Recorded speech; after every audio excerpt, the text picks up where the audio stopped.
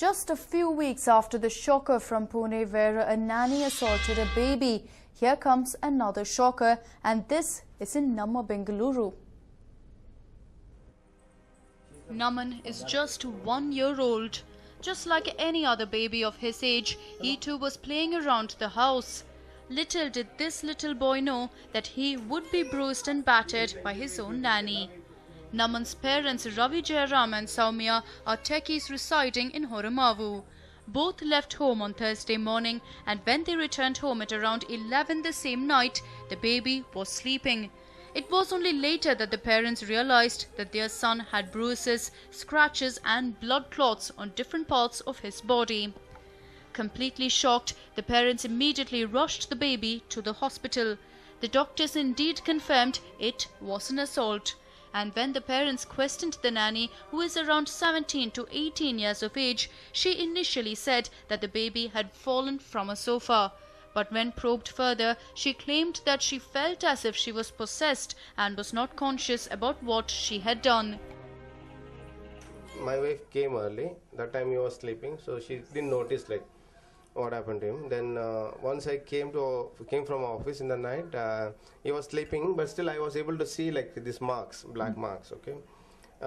Then what I did is just I called my wife. I said what happened? I don't know. It's swelling. Head is swelling, and also there are a lot of marks here. Okay. Then we spoke to her. She was not ready to reveal anything. She said probably he got hit by something, caught or something. After 1 hour, finally she said okay, yeah, he fell down from the sofa. Okay, so that's why he got hurt. The couple approached the police on Thursday night to lodge a complaint, but the police refused to accept the complaint nor arrest her, since they did not have a lady constable in the station. When informed about the cruel act to the nanny's parents, a family came rushing from Bangarpet. The family requested the techie couple to not file a complaint and took the girl along with them. But Naman's mother says that she did not notice any unusual behavior from the nanny, as she claimed. Now she suggests a background check for people who are planning to hire nannies to look after their baby. Total shock. We never expected, because she used to be very nice. I mean, like a family member. Don't go by their face. Please go through a background check of the lady who you are hiring. So, and please inquire the home she has worked before. How was her behavior and what was the reason she moved to the next house. And psychiatrists suspect that the nanny might be suffering from a psychological issue and was not suitable to take up this kind of a job. Taking care of the baby is a very, very delicate job, and it only can be done by a person who has lots of patience and tolerance. Anybody who is lacking in patience and tolerance, who can get frustrated quite easily, probably will find it very difficult or tough to do this particular job. I would be surprised if her IQ comes as normal. If in case it comes as normal, then you are then looking at a slightly different possibility, whether this girl actually has some kind of a dissociative disorder. In a dissociative disorder, a patient can actually take a different identity and claim that certain things that they happened for which they should be responsible did not happen with their conscious volition. Experts also suggest that the parents should be extra cautious while hiring a nanny and should be vigilant even after hiring them. Parents come home, they have to check the child from top to bottom, both in the front and the back, to just see if there are any signs of abuse. Number two, you have to watch out for any signs of change in the child's behavior. What are the possible changes in the child's behavior? One, it might not sleep well. It might have nightmares. It will probably wake up much more frequently and start crying much more than what it had been doing previously. So it will have difficult sleep. It will probably start eating less. It is also possible that it is going to be more cranky and more demanding during the daytime when the parents are around. Well, nuclear families are increasing in Bengaluru, and with both parents working, couples are increasingly looking at hiring nannies. But parents will do good to do a thorough background check and put a monitoring process in place to ensure babies are safe. Harish Upadhyaya, News 9, Bengaluru.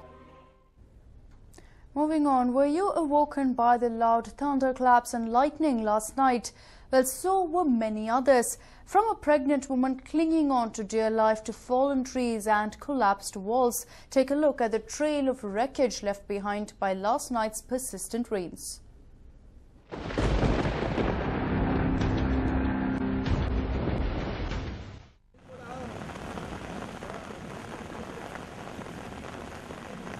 From scorching sun to incessant rains, the weather has been blowing hot and cold during these months preceding the monsoon. Last night's heavy thunderstorm and rainfall was one such experience for many Bengalurians. Many roads and tiny streets were flooded with water, making late-night commute all the more difficult. Several buildings in low-lying areas too were flooded with the sudden showers, and one such area was in Nandini layout. This time it was a heavily pregnant woman with her mother who was clinging on to her dear life. ರಾತ್ರಿ 1:15 ಜೋರಾಗಿ sound ಆಗಿದ ತಕ್ಷಣ ಬೆಚ್ಚಬಿದ್ದೆದ್ದೆ ನಾನು. ನಮ್ಮಮ್ಮ ಏನಾಗಲ್ಲಪ್ಪ ಗುಡ್ಗು ಮಿಂಚು ಮಳೆ ಬರ್ತಿರ್ಬೇಕು ಎದ್ರುಕೊಳ್ಬೇಡ ಅಂತ ಅಂದ್ರು. ನೋಡಿದ್ರೆ ಒಂದೇ ಸೆಕೆಂಡ್ ಕಣ್ಮುಚ್ಚಿ ಕಣ್ಬಿಡೋದ್ರೊಳಗಡೆ ನೀರು ಮಂಚನೇ ನಮ್ಮನ್ನ ಎತ್ತಿ ಸಜ್ಜೆ ಇಟ್ಕೊಂಡಿದ್ವಿ. ಮಂಚ ಸೋಫಾ ಎಲ್ಲ ಇದು ಪೂರ್ತಿ ಹಿಂಗೆ ಅದ್ರ ಸಮೇತನೇ ಎತ್ಬಿಟ್ಟಿತ್ತು ನಮ್ಮನ್ನ. ಆಮೇಲೆ ಸಜ್ಜೆ ಇಟ್ಕೊಂಡು ತುಂಬಾ ಹೊತ್ತು ನಿಂತಿದ್ವಿ. ಆಮೇಲೆ ಬಂದು ಪಾಪ ಅವರು ಎಲ್ಲ ತೆಗೆದು ಈಚೆ ಕರ್ಕೊಂಡ್ರು. ಫುಲ್ ಇಷ್ಟು ನೀರು ಇತ್ತು. ಇನ್ನ ಏನಾದ್ರೂ ನೀರ್ ಇಷ್ಟಕ್ಕೆ ಬಂದ್ಬಿಟ್ಟಿದ್ರೆ ಏನು ಮಾಡಕ್ ಆಗ್ತಾ ಇರ್ಲಿಲ್ಲ. ಒಂದು ನಿಮಿಷ ಎಲ್ಲ ಫುಲ್ಲು ಒಂದೇ ನಿಮಿಷದಲ್ಲಿ ಹಂಗಾಗೋಗಿತ್ತು. ನೀರು ಫುಲ್ ಇಲ್ಲಿವರೆಗೂ ಬಂದ್ಬಿಟ್ಟಿತ್ತು.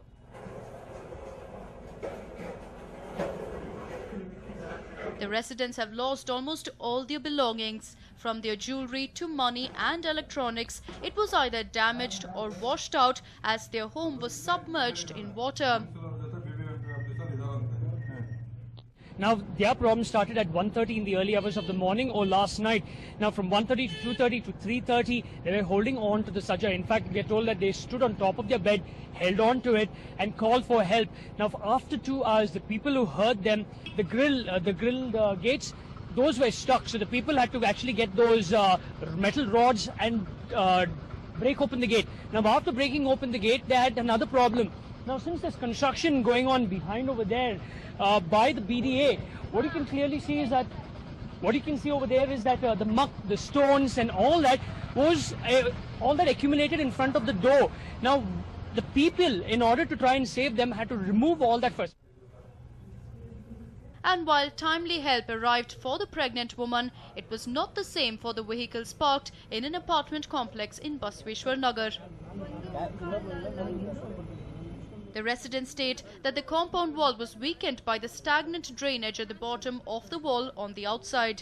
Moreover, with the construction material dumped on the outside, there was enough pressure on it, leading to its collapse. The residents have complained that the BBMP and local corporators neglected their complaints about the weakened wall. If the incident had occurred during the day, several kids too could have been injured. Now, such was the impact. You can see it's completely damaged. Now, in fact, let me now speak to another resident to find out more about this. A lot of kids kept playing over here. Now, suppose this had happened in the daytime. I mean, it would have been a totally different case. Like about almost 8 to 10 kids are always playing around. So luckily it happened in the night.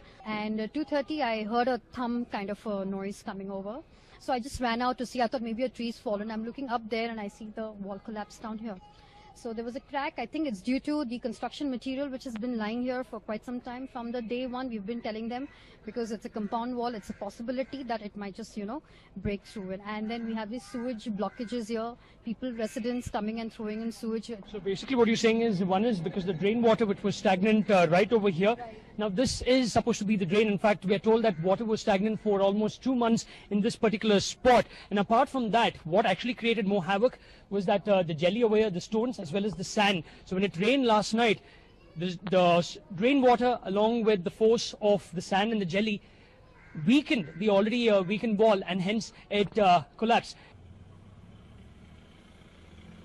And as always, a report on the aftermath of rains in Bengaluru would be incomplete without fallen trees.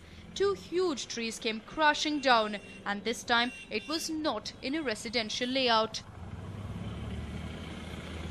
Apart from a large tree near the Lokayukta office, another, which is believed to be decades old, collapsed right outside the Raj Bhavan building near Vidhana Sauda.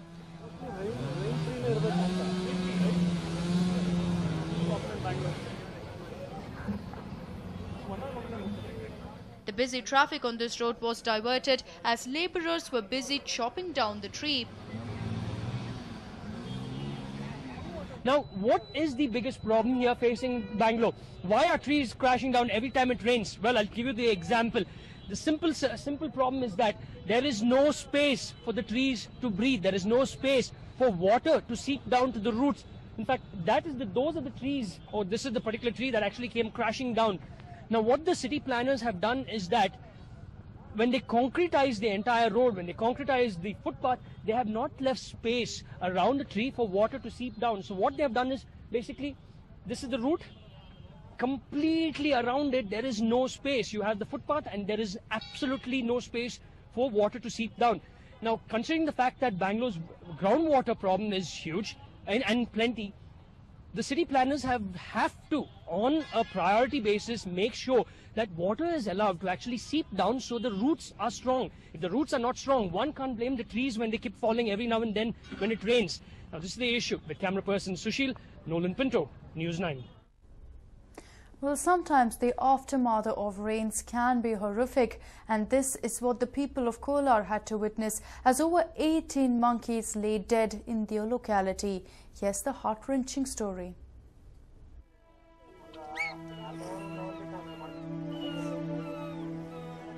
Take a look at this little monkey.